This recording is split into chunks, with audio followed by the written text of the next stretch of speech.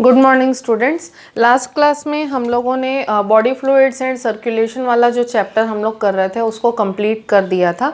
ठीक है, आज की क्लास में हम लोग नया चैप्टर स्टार्ट करेंगे, that is excretory products and there elimination. ठीक है, तो ये जो चैप्टर है इसका बैकग्राउंड आप लोगों को है, क्योंकि यही सिमिलर टॉपिक जो है आप लोगों ने क्लास 10th में लाइफ प्रोसेस के चैप्टर में पढ़ा है, तो बस उसी का एक्सटेंशन हमको पढ़ना है, थोड़ी सी डिटेल्ड स्टडी करनी है, बाकी चीज़ें जो हैं वो एज सच सिमिलर हैं। ठीक है, अब जनरली क्या होता है कि हमारी बॉडी में या प्लांट्स की भी जो बॉडी है, जितने भी ऑर्गेनिजम्स है, हर ऑर्गेनिज्म के बॉडी में डिफरेंट लाइफ प्रोसेसेस या मेटाबॉलिक प्रोसेसेस जो हैं वो चलते रहते हैं। ठीक है, अब ये जो मेटाबॉलिक प्रोसेसेस हैं, इनके पूरे पाथवे में बहुत सारे प्रोडक्ट्स हैं, बाई प्रोडक्ट्स जो हैं उनका प्रोडक्शन होता है। ठीक है, कई सारे एंड प्रोडक्ट्स का प्रोडक्शन होता है। ठीक है, अब ये जो बाई प्रोडक्ट्स या एंड प्रोडक्ट्स होते हैं, जनरली मेटाबॉलिक पाथवेज जो होते हैं वो एक दूसरे से इंटरकनेक्टेड होते हैं।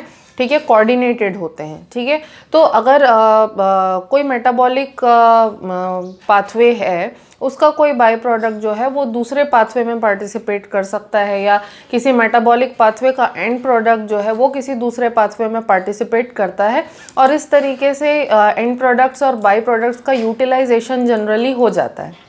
लेकिन इसके अलावा भी कई सारे मेटाबॉलिक पाथवेज के बाई प्रोडक्ट्स या एंड प्रोडक्ट्स ऐसे भी होते हैं जो कि किसी दूसरे पाथवे में पार्टिसिपेट नहीं करते, मतलब उनकी रिक्वायरमेंट नहीं होती किसी दूसरे पाथवे के अंदर। ठीक है, तो इस केस में क्या होता है कि ये जो बाई प्रोडक्ट्स या एंड प्रोडक्ट्स होते हैं ये हमारी बॉडी के अंदर एक्यूमुलेट होने लगते हैं। ठीक है, अब क्योंकि ये जो बाई प्रोडक्ट्स या ये जो एंड प्रोडक्ट्स हैं इनकी रिक्वायरमेंट हमारी बॉडी को किसी दूसरे पाथवे में या किसी दूसरी जगह पे ज़रूरत नहीं होती, तो ये जो बाई प्रोडक्ट्स या एंड प्रोडक्ट्स जो यूटिलाइज नहीं हो पाते दूसरे पाथवे में, ये हमारी बॉडी के लिए वेस्ट मटेरियल बन जाते हैं। ठीक है, अब वेस्ट मटेरियल बनने पर क्या होता है कि अगर इनका प्रॉपर टाइम पे रिमूवल ना हो, ठीक है, इनका हमारी बॉडी के बाहर रिमूवल ना हो, तो इनके एक्यूमुलेशन की वजह से हमारी बॉडी के अंदर टॉक्सिसिटी के जो सिम्टम्स हैं वो प्रोड्यूस हो सकते हैं। ठीक है, क्योंकि मेटाबॉलिक पाथवेज जो हैं वो तो कंटिन्यूसली चलते रहेंगे,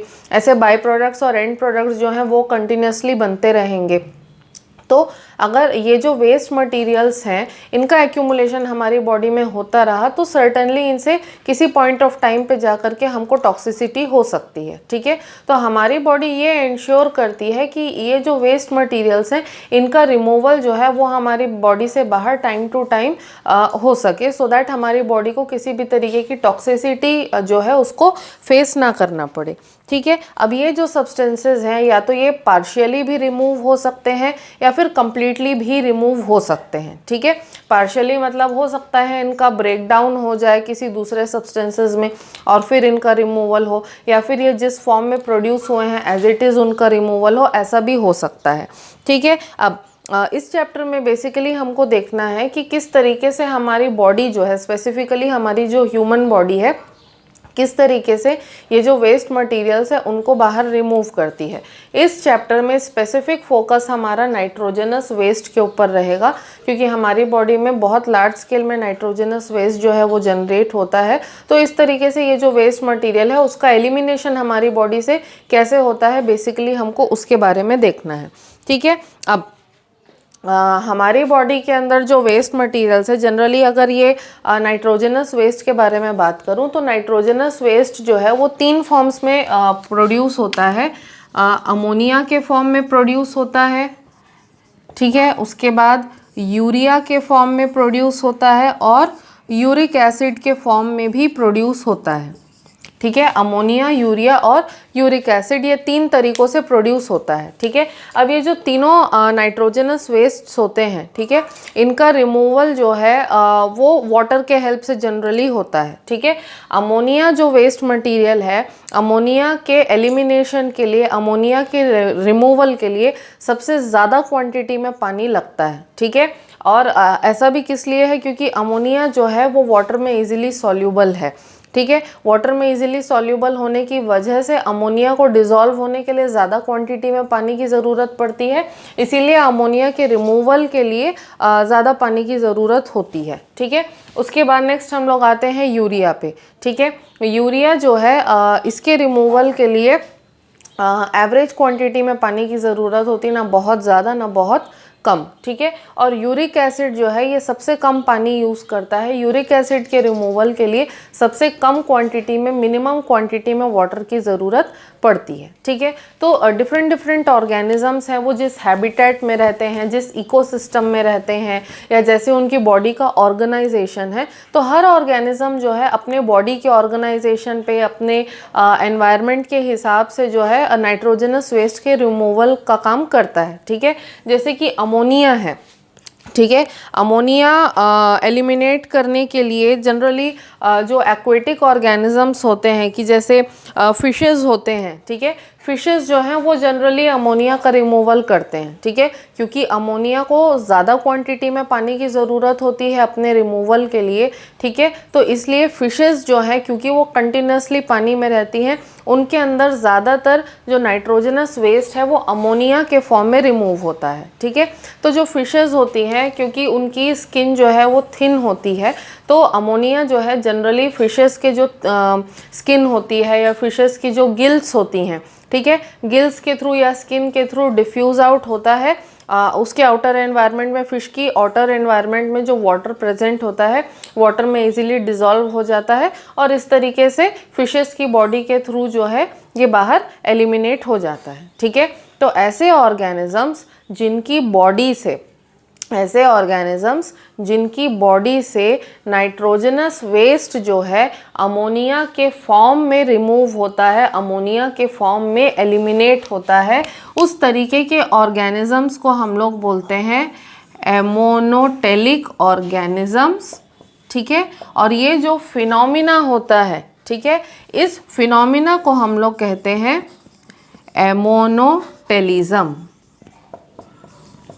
ठीक है। जो ऑर्गेनिज्म है उसको हम लोग एमोनोटेलिक बोलेंगे, और जो फिनोमिना है उसको हम लोग कहेंगे अमोनोटेलिज्म, ठीक है। तो अमोनोटेलिज्म कौन सा फिनोमिना है? वो फिनोमिना है जहाँ पे ऑर्गेनिजम्स की बॉडी से नाइट्रोजनस वेस्ट जो है वो अमोनिया के फॉर्म में एलिमिनेट हो।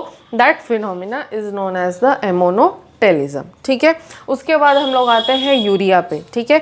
यूरिया जो है वो जनरली मैमल्स में और हायर वर्टिब्रेट्स जो होते हैं, ठीक है, उनके अंदर ज़्यादातर नाइट्रोजनस वेस्ट का जो रिमूवल है वो यूरिया के फॉर्म में होता है, ठीक है।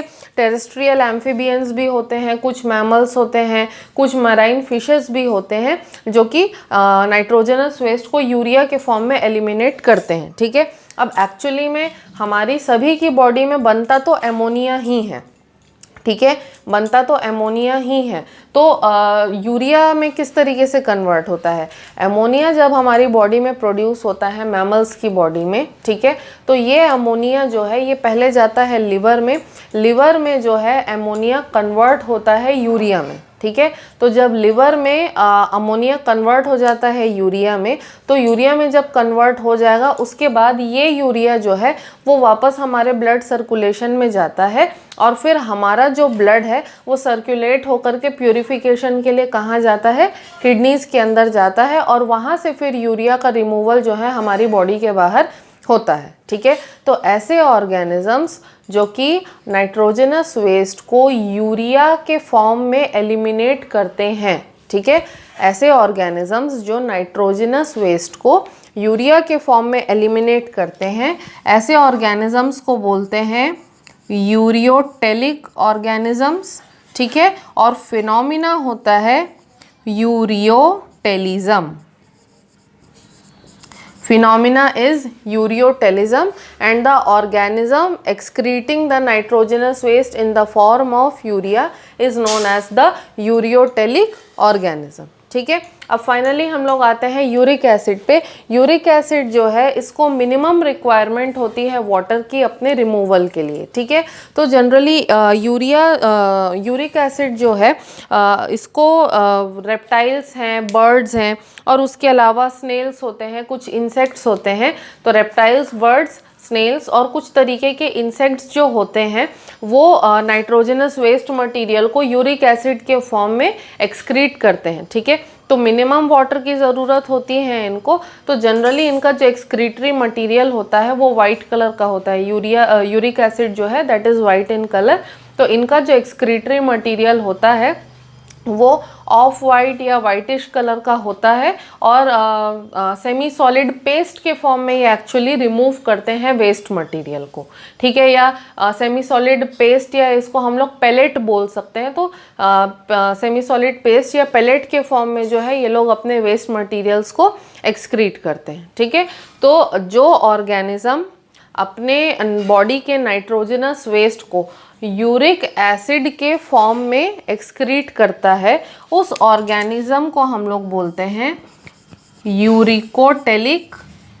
Organism will be called as uricotelic and the phenomena is called as uricotelism.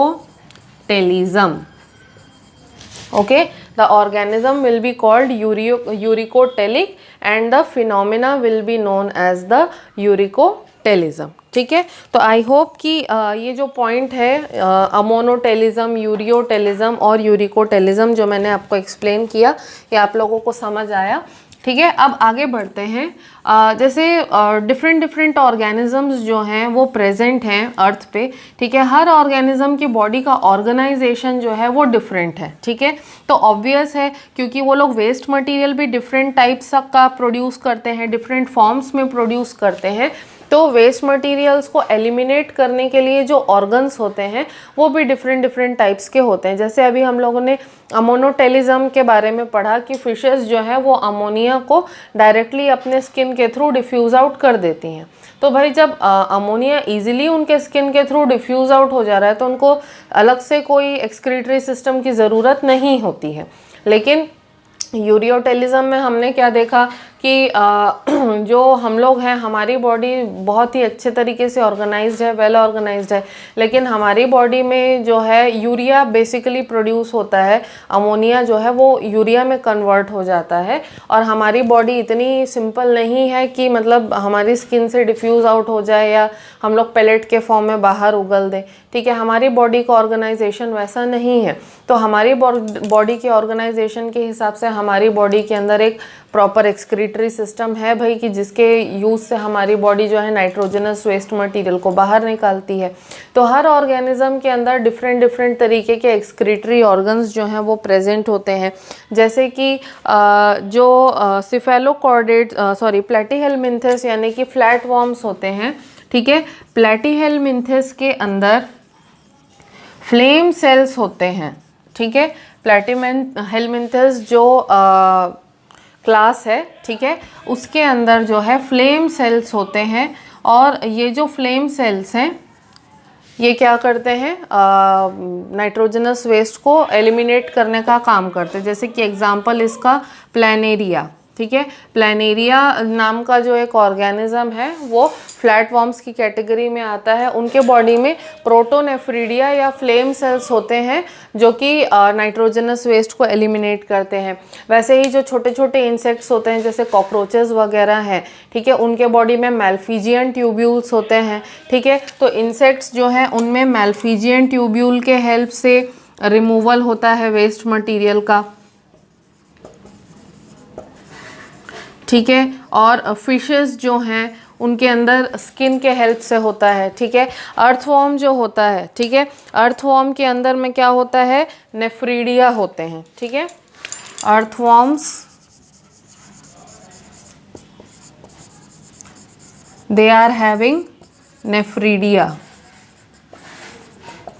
ठीक है। तो अर्थवॉर्म में नेफ्रीडिया के हेल्प से वेस्ट मटेरियल का रिमूवल होता है। इंसेक्ट्स में मैल्फिजियन ट्यूब्यूल्स में जो फ्लैट वॉर्म्स होते हैं उनमें फ्लेम सेल के हेल्प से होता है।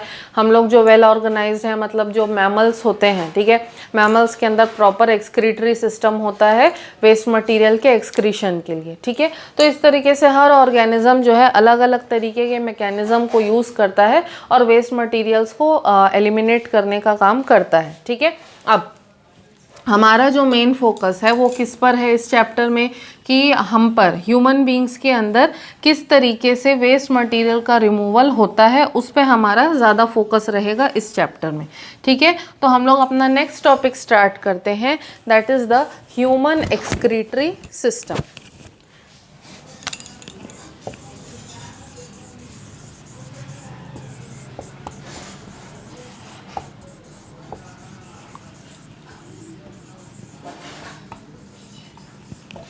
ठीक है, human excretory system.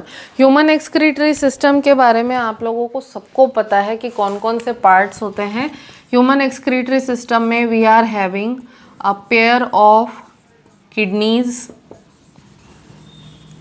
Okay, we are having a pair of ureters, okay, then we are having a urinary bladder,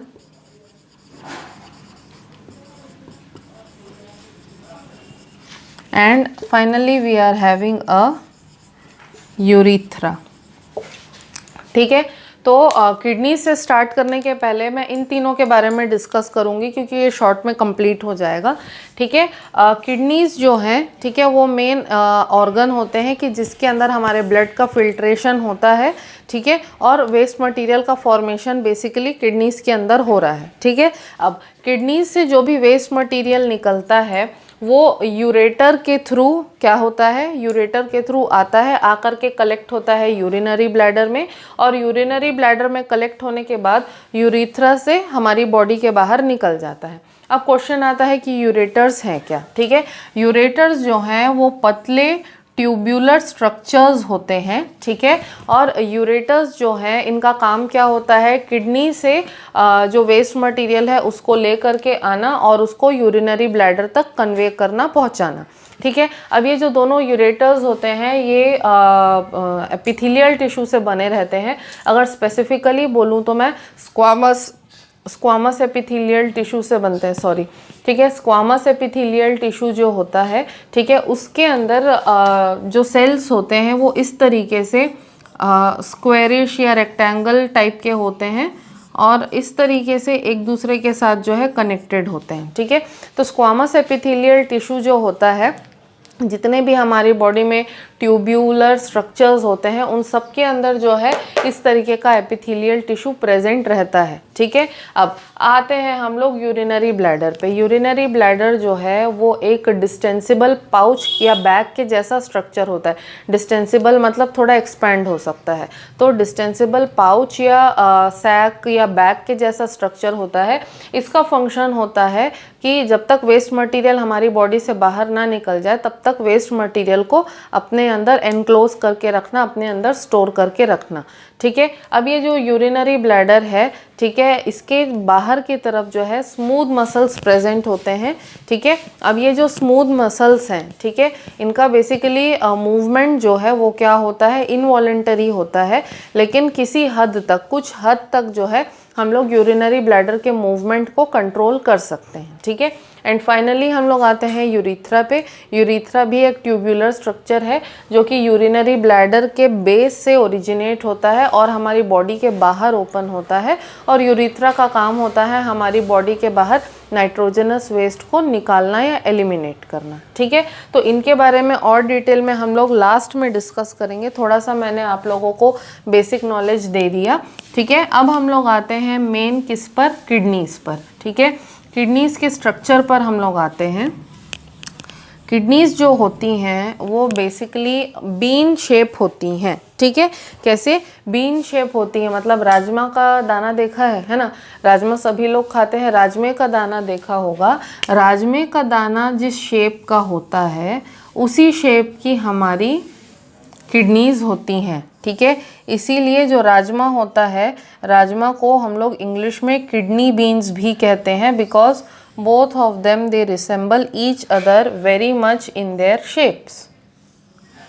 ठीक है, तो इस तरीके का शेप होता है किडनीज का। ठीक है, अब किडनीज जो होती हैं वो रेडिश ब्राउन होती हैं, रेडिश ब्राउन कलर की होती हैं, बीन के शेप की होती, राजमा के शेप की, ठीक है। और हमारा जो डॉर्सल वॉल है, यानी कि हमारी बॉडी का ये जो पीछे वाला वॉल है, ठीक है, हमारा जो डॉर्सल वॉल है, डॉर्सल वॉल में एब्डोमिनल कैविटी के अंदर डॉर्सल वॉल से लगी हुई चिपकी हुई रहती हैं हमारी किडनीज, ठीक है। तो एब्डोमिनल कैविटी में डॉर्सल वॉल है, डॉर्सल वॉल से लगी हुई या चिपकी हुई रेडिश ब्राउन कलर की और राजमा के शेप की हमारी किडनीज जो है वो प्रेजेंट होती हैं, ठीक है। अब हर किडनी, कोई भी ह्यूमन अडल्ट है, ह्यूमन अडल्ट के अंदर हर किडनी 10 से 12 सेंटीमीटर लंबी, 10 to 12 centimetre in length, okay.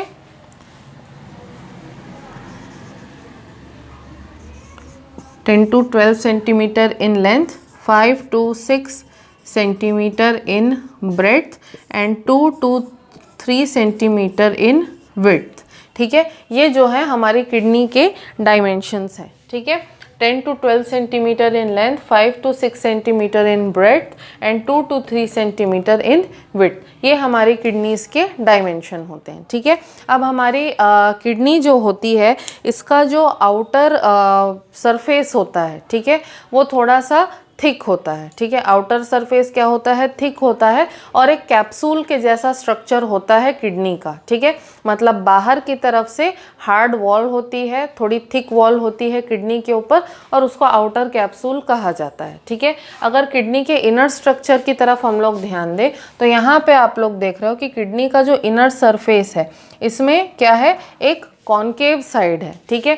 तो ये जो कॉनकेव साइड है, ठीक है, इस कॉनकेव साइड के सेंटर पर, ठीक है, यहाँ पर जो डिप्रेशन है, ठीक है, यहाँ पर से क्या होता है कि रीनल आर्टरीज और रीनल वेन्स जो होती हैं उनकी सप्लाई होती है।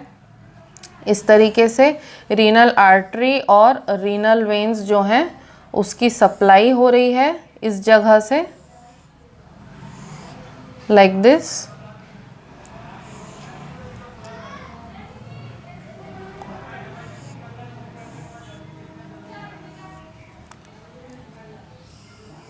ठीक है, लाइक दिस रीनल आर्टरी और रीनल वेन जो है इस डिप्रेशन से अंदर एंटर करते हैं और साथ ही जो दोनों यूरेटर्स हैं वो भी इसी डिप्रेशन के थ्रू जो है इस तरीके से बाहर निकलते हैं। तो दोनों यूरेटर्स भी इसी डिप्रेशन से निकलते हैं, रीनल आर्टरी और रीनल वेन्स जो हैं वो भी किडनी के अंदर इसी जगह से एंटर कर रहे हैं।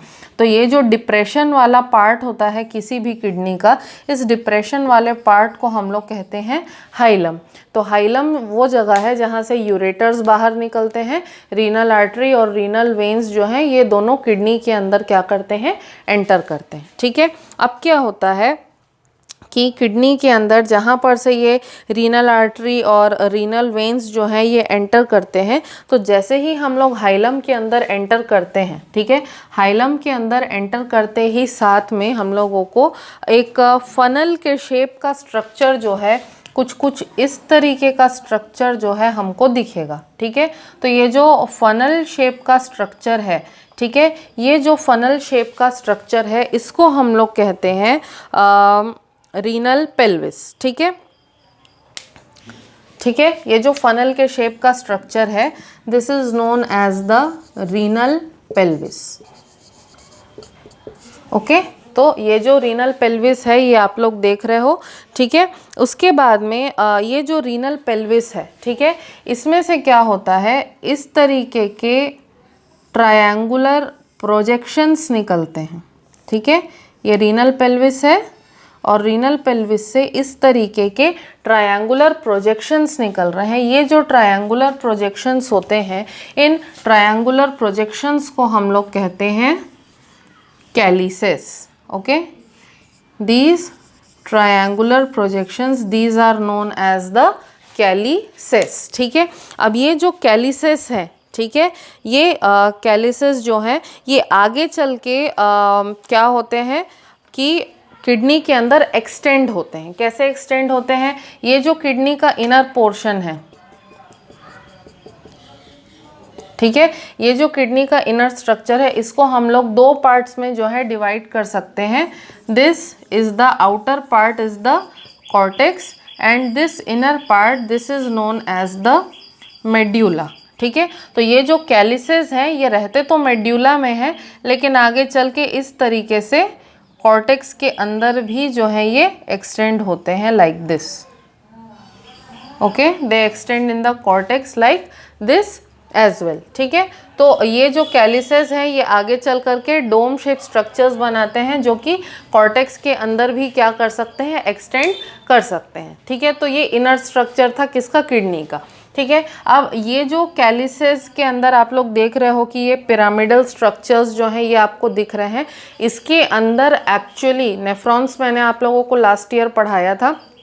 तो जो एलिमिनेशन के लिए जो बेसिक यूनिट है, ठीक है, यानी कि वेस्ट मटेरियल प्रोड्यूस करने के लिए फिल्ट्रेशन का जो बेसिक यूनिट यानी कि जो नेफ्रॉन्स होते हैं, यही नेफ्रॉन्स जो हैं इन स्ट्रक्चर्स के अंदर प्रेजेंट होते हैं। ठीक है, तो एक अडल्ट ह्यूमन बीइंग के अंदर, एक किडनी के अंदर बहुत सारे millions and billions of nephrons जो हैं वो प्रेजेंट रह सकते हैं। ठीक है, तो आई होप कि ये जो किडनी का इंटरनल स्ट्रक्चर है ये आप लोगों को समझ में आया है। एक बार और रिपीट कर देती हूँ कि किडनी जो है कैसी होती है, रेडिश ब्राउन कलर की, राजमा के शेप की होती है, 10 से 12 सेंटीमीटर लंबी, 5 से 6 centimetre in breadth and 2 to 3 centimetre in width होता है। ठीक है, किडनी के चारों तरफ एक कैप्सूल के जैसा थिक स्ट्रक्चर होता है, आउटर लेयर जिसको बोलते हैं। और किडनी के इनर स्ट्रक्चर की हम लोग बात करें तो किडनी में बीच में एक डिप्रेशन होता है जिसको हम लोग कहते हैं हाइलम। हाइलम से है दोनों यूरेटर्स जो है वो बाहर निकलते हैं और रीनल आर्टरी और रीनल वेन जो है वो भी हाइलम के थ्रू ही किडनी के अंदर एंटर करते हैं। ठीक है, किडनी के अंदर जैसे ही हाइलम के अंदर हम लोग जाते हैं तो एक फनल शेप स्ट्रक्चर हमको दिखता है जिसको हम लोग कहते हैं रीनल पेल्विस। ठीक है, अब ये जो रीनल पेल्विस है ये आगे चल करके ट्रायंगुलर प्रोजेक्शंस बनाता है और ये जो ट्रायंगुलर प्रोजेक्शंस होते हैं इनको हम लोग कहते हैं कैलिसेस। कैलिसेस जो है वो आगे चल करके डोम शेप स्ट्रक्चर्स बनाते हैं जिसके अंदर जो फिल्ट्रेशन यूनिट यानी कि नेफ्रॉन जो होता है किडनी का वो इन्हीं ट्रायंगुलर पिरामिडल स्ट्रक्चर्स के अंदर प्रेजेंट होता है। ठीक है, उसके अलावा किडनी को हम लोग बेसिकली 2 पार्ट्स में डिवाइड कर सकते हैं, आउटर कॉर्टेक्स और इनर मेड्यूला। ठीक है, तो ये जो कैलिसेस है ये कॉर्टेक्स और मेड्यूला दोनों में प्रोजेक्ट करते हैं, यानी कि नेफ्रॉन्स जो है वो कॉर्टेक्स में भी प्रेजेंट रहते हैं और मेड्यूला के अंदर भी जो है नेफ्रॉन्स प्रेजेंट रहते हैं। ठीक है, अब नेफ्रॉन है क्या, नेफ्रॉन जो है वो बेसिक फिल्ट्रेशन यूनिट होता है किसी भी किडनी का और नेफ्रॉन के अंदर ही हमारे बॉडी से जो लिक्विड वेस्ट होता है नेफ्रॉन के अंदर ही जनरेट होता है। ठीक है, अब ये जो नेफ्रॉन है हमारे किडनीज के अंदर मिलियंस एंड बिलियंस के नंबर में रहते हैं। ठीक है, तो जो हमारी नेक्स्ट क्लास होगी, नेक्स्ट क्लास में मैं आप लोगों से नेफ्रॉन का स्ट्रक्चर डिस्कस करूंगी और ये भी डिस्कस करूंगी कि यूरिन फॉर्मेशन जो है वो किस तरीके से होता है। टिल देन आज की क्लास में अगर आप लोगों को कोई भी डाउट है तो you can ask me. Thank you.